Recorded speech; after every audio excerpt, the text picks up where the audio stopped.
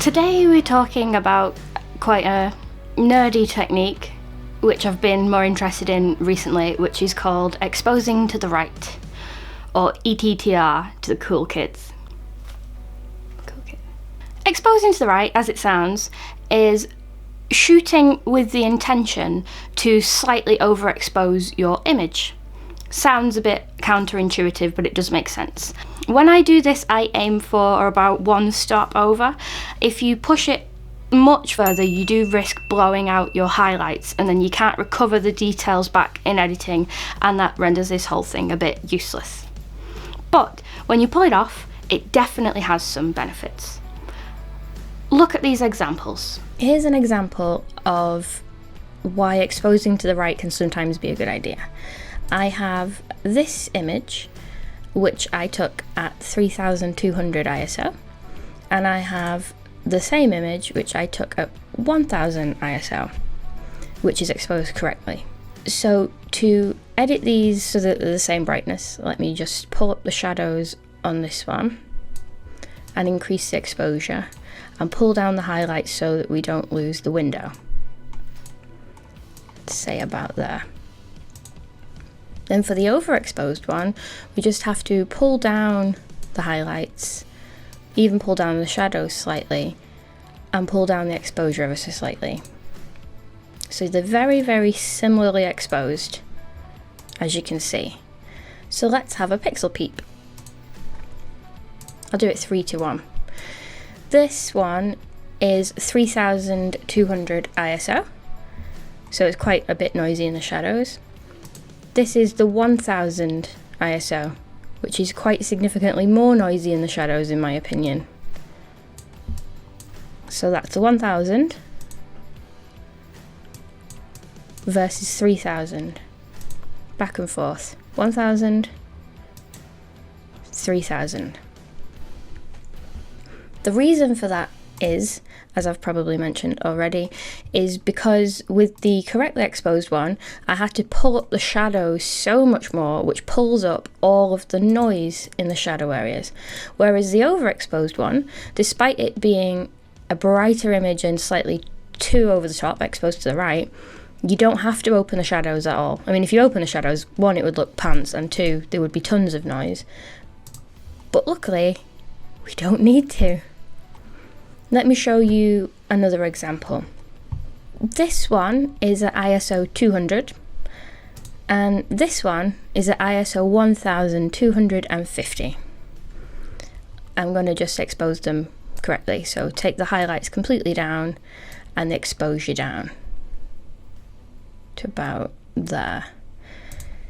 And then conversely, we'll have to up the shadows and up the exposure quite a bit. That one's still a little bit too bright. Let me do this fairly.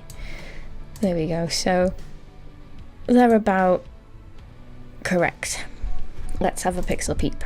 ISO 1250, ISO 200.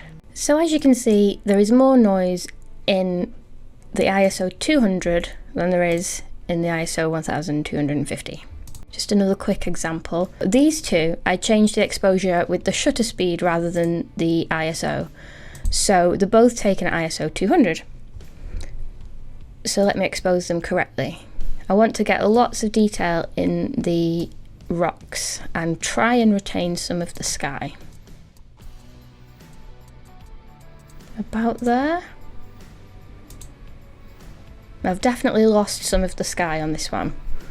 Might be able to bring it back with a graduated filter, which I shall do. So they're relatively similarly exposed.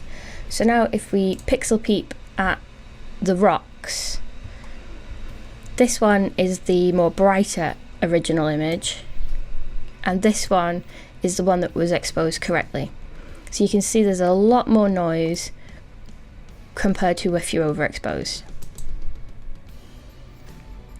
Both ISO 200, all this comes down to is the original exposure levels. One you have to ramp up the shadows loads for, one you don't. And yes, there was a little bit of a payoff with the sky. I do think the sky is better in this one.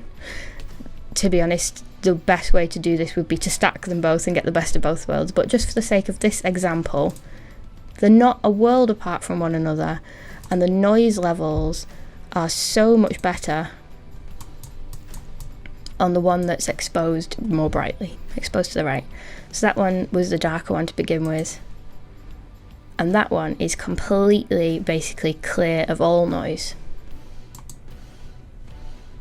So as you can see, having the lowest ISO doesn't always equate to having the noiselessness.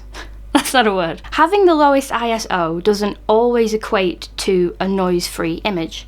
In fact, if you expose it wrong, having a lower ISO can make your images more noisy. Significantly more noisy in some cases. This technique works fantastically for landscapes, shadowy details in rocks as we've seen, and sometimes in architecture. I just want to point out that it is not a magical wand-waving fix for low light photography. If the conditions are too low, like that wedding I did in the summer where it was like in a warehouse and very, very dark, you can bump the ISO till your heart's content and you probably won't even manage to overexpose the image because the lighting conditions are that low.